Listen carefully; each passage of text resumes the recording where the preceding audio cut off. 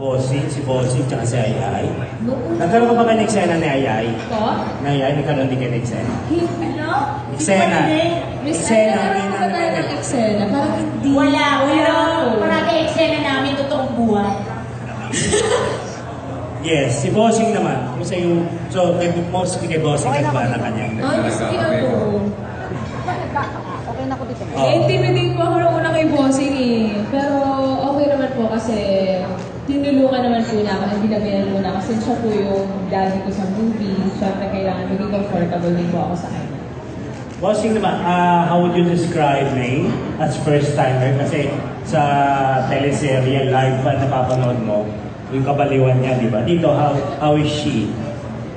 Alam mo, bago siya nag-shooting, nag-usap kami ng mga producers, co-producers ko. Yes, boss. Lalo na si Mr. Tobiera, si Tony.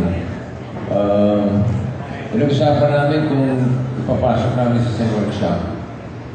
Sabi ni parang Tony, wag muna, tignan natin kung ano siya. Kumbaga sa pagkain, gusto namin yung organic. Walang preservative, walang... Parang tweet. Ito na. And hindi naman kami nagkamali dahil she's a very good, she has the talent for it.